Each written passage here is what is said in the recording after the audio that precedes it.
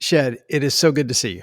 Thank you. It's great to be here with you, Bobby, and with your listeners. You bet.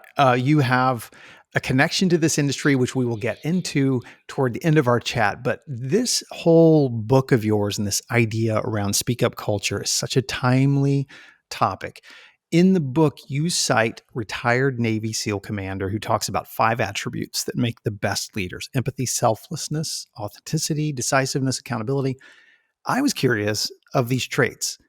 Which have we had this overabundance of training and insight on, and which do you think is the most overlooked? Yeah, so I referenced the work from my dear friend Rich Diviney, who's a retired SEAL and wrote the book The Attributes. The interesting word I'll first highlight is train, because skills. So a skill is something that we can learn or teach. An attribute is something that is far more innate. Like empathy, some of us are born with greater empathy than others. It Right. doesn't mean, though, that we're doomed or have a cap on our empathy. Empathy isn't something we can train or teach, though. Empathy is something that we can develop. Mm, And in order to develop, we need to have awareness that we might be lower on these attributes or that it's yeah, worthwhile to develop them. And then go on a deliberate path to actually go do it through our experiences. I see. So go out and volunteer, go do something that will increase any of these attributes. So that's one distinction. I mean, my short answer is yes, all of them. I mean, I think we have a leadership deficit, and I think we have a leadership deficit because we haven't adequately defined what we mean by leader. Mm, Leader doesn't mean that you're the one in charge. Leader means that you're the one who takes care of those in your charge, takes care of those in your span of care. mm, And I think that we select leaders, but we don't necessarily do it based on identifying if folks are high on these attributes. right. So it's a bit of a cop out answer, but I think all of them. I think No, it's all of them actually, we underdevelop, and we yeah, need it's to actually develop them not more. because I think we end up taking on a leadership role sometimes just as a result of the success that we've had in whatever we're endeavoring to do. Yes. And therefore, we kind of assume that leadership is a trait that, or something that's going to come somewhat naturally, even though we know in our guts that it's not very natural to do so. I mean, it's very hard. I mean, you perfectly pointed out that oftentimes this is the way how promotions work. Who's the best at the job? Who's most driven? Oftentimes, who's the most charismatic? Even if charisma Right. isn't a requisite attribute for the leadership role, who do we like most? And we just promote that person. Who's the most responsible? Who's the best at the job? But performance in the job doesn't necessarily indicate will they be a great leader. It's a different set of skills and attributes to be a leader than it is to perform in the job. So Yeah. I think we need to define what we mean by leadership and our attributes and behaviors, select leaders against those criteria, and then help leaders lead. The best time to learn leadership is on the job. So how do we actually support those in those roles, even before they're in those roles, should they have some of those attributes? Oh, that's a great point. Most leaders I know really struggle with the role. I mean, when we read a book like yours or we listen to a podcast like we're doing today, we sort of begin to tweak the dials and levers. We hear one thing and we sort of adjust to what we've learned. And if you had to sum up your book or help a busy leader focus on like one sole attribute or skill, would you encourage them to zero? I know you just mentioned all of these were really important, but is this just a personal assessment that each leader has to do themselves? I mean, the work of being a better leader and, dare I say, human being is never ending. I mean, I think it's one of the most daunting yet inspiring ideas there is. I mean, we can learn, evolve, and grow on our deathbed. That's what it means to be human. Yeah. When I think about, what's the one thing that I would want to impart to a leader of, hey, if you're stepping into this role, this is one thing I would say, look out for and listen. And it's kind of a two-pronged and one theme. So the subtitle for the book is when leaders truly listen, people step up. And when I put that forth to my editor, Kendra, she said, you don't need that word from a grammatical point of view, truly, it's a superfluous word. Like, Right. it doesn't add anything. And I'm like, no, it does. Because listening is a skill. You can be an exceptional listener, but then take the data that you get and use it to manipulate, use it to make others right or wrong.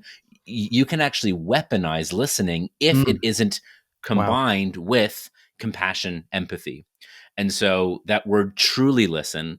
And then I think another thing within that leaders really need to try on, and I think we need a lot more of this in society, not just business, is it's not the goal is not to be right. The goal is to be better. And Mm. as a So good. leader, the Yeah. opportunity is to listen and to show up with a posture of progress and better, not right or wrong. I think we need a lot more spectrum and less binary in the way Oh, that we operate as human beings and as leaders, politically, as well as in business and in all of our relationships. such a great thought. Such a great thought, just all around, especially heading into election season here in the US. That's such a really good thought. Some Well, I'm terms, I'm very comfortable up here north of the border for the time right. being, Bobby. So yeah, For those that aren't sure, Shed is in Canada, so so he's in a little bit of a safe zone as I touched on that topic just gently and then got off it real quick. yeah, So yeah, back to leadership. Some terms to sort of demystify Shed. yeah. Like, what's the main difference between a driver and a leader? And I think we get the negative inference of a driver. And then I have a sub question: why don't you like the term servant leadership? Yeah. So this distinction, driver and leader, also comes from my dear friend Rich Davini, the retired CEO who wrote the book, The Attributes, and I love how he outlines this. So a driver views people on a team or an organization as cogs in a wheel, to push, to drive, to Mm, manipulate. That people are an expendable resource, and I right. think we get so many of the issues that we get at work today when those who are in positions of leadership show up with a driver mentality. Like people are buttons and levers. Exactly. And it's essentially like putting a snowmobile in sand. It'll work, but you have to replace the parts, right? And those That's a great parts, analogy. those those parts happen to be human beings with Right. heartbeats and emotions, who are complex and who are wonderful and who are capable of doing wonky math like 1 + 1 = 17 when you get the conditions right, when a team can synergize. This is the value of leadership, because what a leader does, it doesn't view a team or organization as a machine to operate levers to push or pull. It views an organization or team as what it is, a living and breathing organism Mm, that should be fed and maintained and given rest and given attention.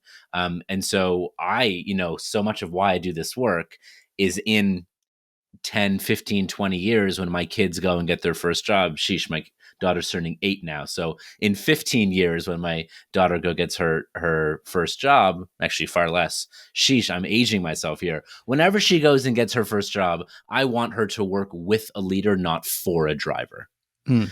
Um, and just your second question, the reason I don't love the term servant leadership, I'm a fan of the concept, Robert Greenleaf's concept of servant leadership. I just think that if you have to put the word servant in front of leader, it means that we've inadequately defined Oh, what it great means point. to be a leader, because Yeah. leaders serve. That's the skin in the game. That's the bare minimum. Yeah. It's harder for leaders today, isn't it, than any time before? Would you say that? I mean, maybe. I think one of the challenges is there's so much information and Right. so much distraction and pressure. Like, one of the challenges I have as a human today is the world in a worse or better off place than it was X number of years ago? And I don't know the answer, but I do know that we know more. Because of Right. media, we can learn and see so much suffering, whether it's climate, whether it's war, whether it's famine, whether it's like, it's front page everywhere all the time. I don't know, Yeah. ostensibly, Bobby, if the world is worse off or better off, but the challenges of so much information, so much negative information coming our way, just it makes it hard. Yeah. We have a lot of salespeople who become CEOs in our industry. And maybe this Hmm. isn't different with a lot of organizations that you train and teach. And those personality traits in that sales role, even when you worked with high touch clients on a very sophisticated team, they worked very well in sales. But the shift to become a leader requires such a different skill set. We even see a lot of companies as they grow, evolve to something like EOS or some systemized way to help them learn how to lead because they don't have the tool set for that. They've got a tool set for sales, and that's completely different. Do dynamic personalities sort of influence a false image of what we think of as a leader? Yeah, it can get us into trouble when we promote charisma because often this isn't a blanket statement, but oftentimes those who are more charismatic can also have more narcissism. And Right. can I mean narcissism is important. When narcissism derails, it becomes a narcissistic personality disorder, which is destructive. Narcissism, which is a healthy view of oneself, can be an important leadership attribute. I don't think charisma is a leadership attribute, though. If you're in a sales role, charisma can be, not always, but Yeah. can be valuable, and it can help woo and build relationship very quickly.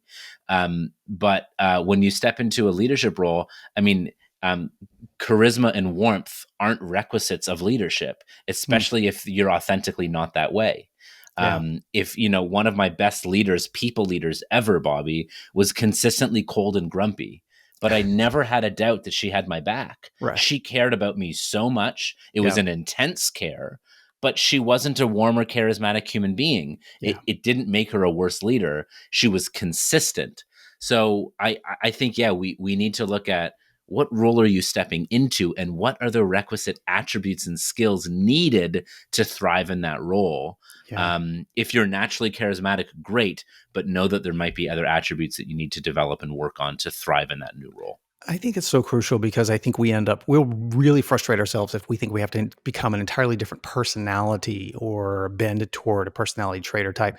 There's a quote in your book, "The best leaders develop leaders." I was intrigued by this. How does Dunbar's number help us understand how we shape others and how they shape us? So, Robin Dunbar is a social psychologist. He's theorized that we can maintain as human beings about 150 stable social relationships. And what this means when you get your email in the morning from Facebook saying it's so and so's birthday, and you're like, who? And you click on the profile, and you're like, who the heck is that? That's the definition of a relationship that is not a stable social relationship, even if Facebook tells you that you're friends, Right. because we're not biologically wired to have 5,784 friends. We are a community based species. Our origins is that we lived in groups of 100 to 150. As soon as we reached that number, if we grew more, we would typically split off into two groups or two tribes. And the value of this is, we know the cliche, Bobby, that you are the average of the 5 people you spend the most time with. Well, it's actually true because you spend 60% of your time with 5 people. Wow. So, there's only so much relationship we can develop with so many people. As a leader, you need to be mindful of your influence because people might have a relationship with you, even if you don't have a relationship with them. Yeah. If you're the CEO of a large organization or you're a leader in an industry, people look up to you and know that as a leader, your whisper is a shout and your tiptoes are stomps. So even though you can maintain 150 or 250, which is sort of the top, if you are in a role of leadership, there's a parasocial relationship where more folks know you and you're under the microscope. So you ought to behave in a way that is worth following. That's really relevant to this industry too, because as businesses grow and evolve, they have to end up bringing in layers of management structure. Knowing that they can only impact a certain number of people helps also add more fuel to the idea that they do need to build in leadership layers to help lead the team going forward.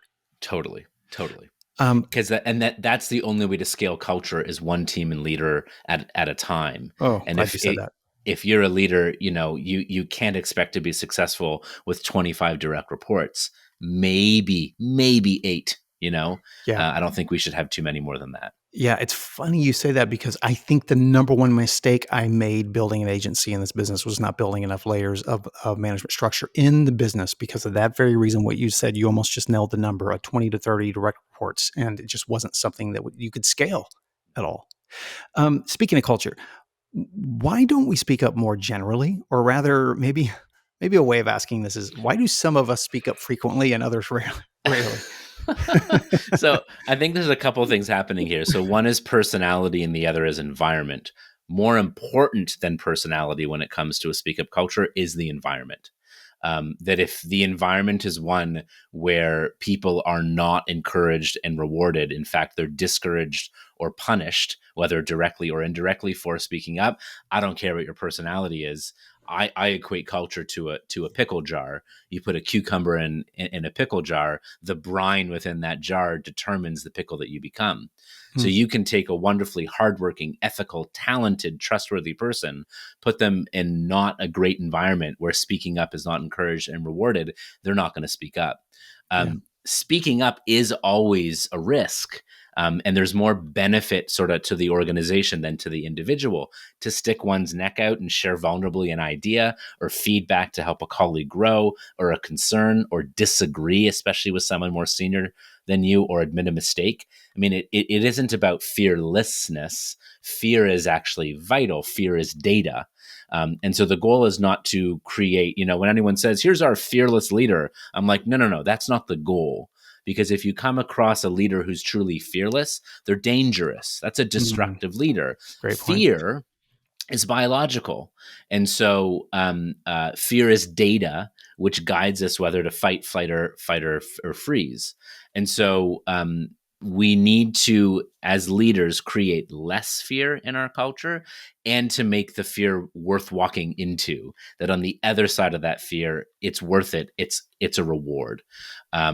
So Uh, the yeah, go for Well, it. well, I was going to say on that topic, then can you unpack this fear a little more? Because I think businesses by default, we create an environment unintentionally of fear as a baseline. It Mm. sometimes feels like because you're dealing with people's incomes and their livelihood and everything's tied to big decisions. There are no small decisions when it comes to making those big choices like that. Is there a way to create a hard driven culture without fear of any kind, or are we misunderstanding fear as a positive force? So there is such a thing as eustress, which is a healthy level of stress. When folks show up to work and they don't know if they're going to make it through the day and get a paycheck, that's not a healthy environment. Fear, baseline levels of fear are normal. It's a human emotion. The Yeah. goal should not be to eradicate fear. The goal should be to assess fear and then assess, is it worth pursuing, or is it worth actually not pursuing? But I think one of the misnomers that we get with a speak up culture is I talk about a speak up culture including psychological safety and a perception of impact, that my speaking up will actually lead to some sort of positive outcome. But that does not abdicate accountability. A part of a healthy culture is both psychological safety and accountability, Right. and boundaries and goals and realization that we're still operating a business here and need to serve our end users. Yeah. So I don't think we should purposefully or even unintentionally use fear as a driver or a motivator. That isn't healthy. But I think we need to realize fear is a natural human emotion. Anytime I used to utter the word feedback for folks on my team, the next thought is, am I getting fired? Right. I Right. needed to train them to go, no, no, no. Right. This is Right. part of our culture and Great how we point. give feedback to each other to help one another grow. Now, Yeah. I can't say you can't feel fear. That would be gaslighting. Yeah. I want to create an environment where they say, wow, when we have these conversations, I need you to know my initial reaction is fear. Yeah. Now I know how I need to flex as a leader to try to limit that or lower that. Yeah. Fear is a positive attribute or a positive leverage for accountability is actually a really great way to frame fear in a new way. It's almost like with being a creative person. It took me forever to realize that anxiety was actually a healthy part of the creative process. That the right kind of anxiety was the right. It was helpful in that, and it was all about tension, but it was kind of the right kind of tension that leads to a more productive environment.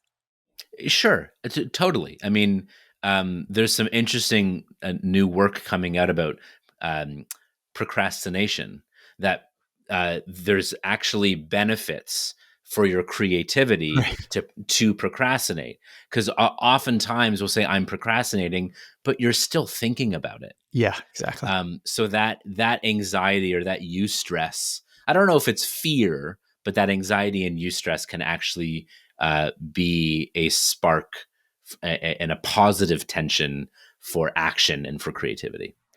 For those that might be wondering, obviously Shed is going to be joining us at SKU Camp in Nashville in the fall. We cannot wait to actually go through a whole lot more of this. So we're going to get more of Shed and his thoughts about this because we're unpacking a lot really, really quick. One of the Yeah. things that I wanted to talk about was a phrase that you use called candor with care. Mm. Because speaking with candor um, is it's a learned skill, is it not? Yes, I would say it's a learned skill, as well as there are some attributes around vulnerability and courage that will help with speaking with candor with care. Okay. Can you talk a little bit about the speak up spectrum? What is that? Yeah, and speaking to sort of your our previous conversation around some folks speak up all the time and some folks don't, and the environment that we're in. So Yeah. I've learned a nuance, which is, speak up is a culture, not an instruction. I can't just say speak up. I can't just order you to. Right. I, as a leader in a relationship, have to create the condition that your speaking up feels safe and worth it. Now, as it turns out, not all speaking up is is created equal. I would call a speak up culture one where there's emotional intelligence and situational awareness and tact and decency and respect. Now, the spectrum is outside of that sweet spot. On one end, there's sucking up, which is boss says it's good to speak up. I'll just do it all the time. That's not a speak up culture. That's hogging air. And you're Right. speaking up to be Right. seen, right? Yeah. You're the feedback and coaching there is I'm glad you feel comfortable to speak up. The test of your leadership is how much you're helping others and elevate and being an ally to hear others' voices because we hear from you too much, right?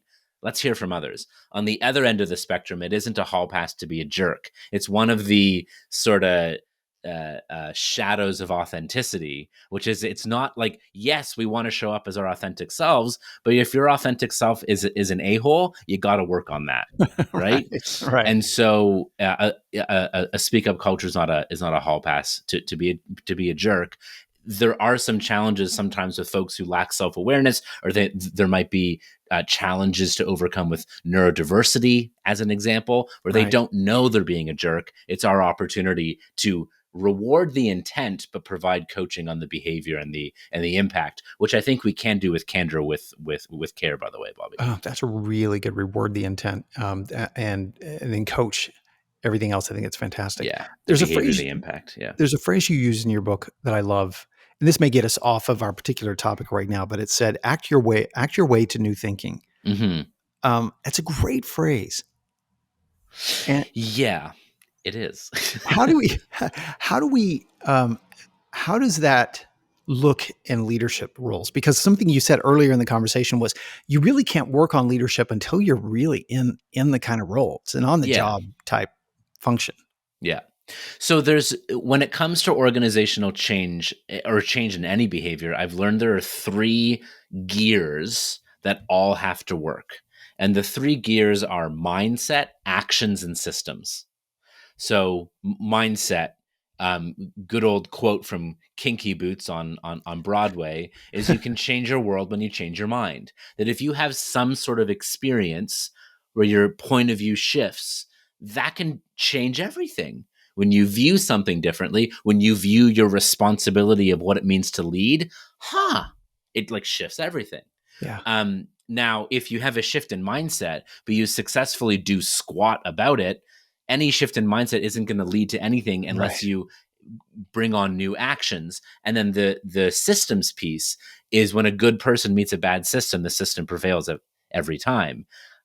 If you're like, hey, we're all about collaboration, and all of our sales folks are compensated 100% on commission, Right. how's that going to work out when the That's when the such a going great point. gets tough, right? You actually need to build an incentive system Yeah. that matches the type of behavior you want to see. The act your way to new thinking piece is, let's say you want to create more care, more empathy. I can't say, hey, Bobby, more empathy this afternoon, please. Like, Right. okay, but Right. I can actually have you act your way into new thinking. I can equip you in your role with a set of questions. And I say you can ask these open-ended questions with the people that you work with the clients that you serve, and then you need to zip it. And the questions are so good around like, how are you really doing today? What do you need most for this to be a success? Right. And then zip it and then listen. And then all of a sudden, you're like, wow, this care, connection, and empathy stuff is really powerful. Right. You can actually act your way into the mindset shift of these are worthwhile pursuits. And I now have the action that I can lean into to make it happen and do it. Thank you for clarifying that. That's fantastic. I also want to, I would be remiss if I didn't mention this because we create a system that helps companies and sales teams collaborate better together. And you are so right in the sense that a leader can be really banging their head against the wall, trying to create a more collaborative team. But if their system doesn't allow them to work better together, it's going to sound like a self serving statement, but it's just a light bulb went on with me. It's like you could be working on the wrong thing as a leader. You could actually be focusing on something more systemic, to Yeah. use it in a positive term, systemic through your organization first, and then layer these other things on top of it. And it can be a yes and I think to that point Yeah, of how can the systems work for us, not against us. How can we be salmon swimming downstream as opposed to upstream? right. That we stop swimming and all of a sudden we're a bunch of lengths back. Yeah. About you, let's talk a little bit about you, Shed. Who developed you as Do a we help? do we have to? I love this. I love this part. Okay. Who helped you develop as a leader? Definitely my parents, I think inadvertently. My dad is not someone who likes to be in the spotlight. I'm comfortable with it. Yeah. But he and, my mom as well, just instilled values of what it means to be a good, respectful human being, I think. Hmm. My grandfather, hugely, who's a Holocaust survivor, Oh, wow. and led 7 people in hiding to survive that Wow. that war. He and I he's passed, but we're very similar. And then one of my bosses, I worked for someone on Simon Sinek's team for, gosh, close to 10 years. And she was the consistently cold and grumpy leader who had my back. She was amazing. And she had a strength of understanding what makes people tick and having an ability to communicate in a way that they could hear around how they can grow and their opportunity to grow as well. Wow. So she really, I think if there's one person who helped me grow the most in my life, it was her. That's phenomenal. You have a great friend in this industry. Here's the little connection I promised at the beginning of our conversation. A great friend of ours, Mitch Freed, CEO at Genumark. What have you learned from Mitch? What is his friendship gifted you? Oh, I love Mitch so much. He's such a wonderful guy. And one of the phrases that I love and strive to live my life by, Bobby, is nice guys finish last, meaning that they have longevity, or nice people finish last, meaning that they have longevity. And I think Mitch and his family are just wonderful examples of this, that you can do things the right way and be successful. Yeah. I just look of their values of integrity and honesty and kindness and generosity. So yeah, both Mitch and his dad as well, and their family, just how you can do right and do well. That's phenomenal. For those that maybe aren't familiar with Genumark, they're one of the top 20, 30 distributors in the industry and very successful. So always so great to hear that when you hear a company so successful led by folks that are just such good people. All right, Shed, what have you read? You're processing things all the time. What have you read, watched, heard lately that's had a really profound impact on changing the way you think? Maybe it has nothing to do with leadership, or maybe it does. There's one of my favorite new books is Good Awkward, written by my friend Hannah Pryor, Hmm. and she built upon some research that I heard Adam Grant quote around um, uh, authenticity and connection aren't necessarily about being perfect. It's actually about embracing who you are. And so we can actually build trust with ahs and ums. We can build Wow. trust by just being who we are. And so, yeah, Good Awkward is a great one in terms of how just being who you are, warts and all, actually ends up building more trust, as opposed to putting on some sort of filtered appearance of who you are. As human beings, we are sort of authenticity sniffing machines. Like we just know, and it'll catch up to you. So yeah, I would recommend Good Awkward, written by Hannah Pryor. I love that. I even love the title. The title's, I wrote it down immediately. I was like, I have to Yeah. read that. Yeah. All right, Shed. So, what can we expect at SKU Camp in Nashville in September? We can expect things to be like this. I would hope fun, light, but with depth and engaging.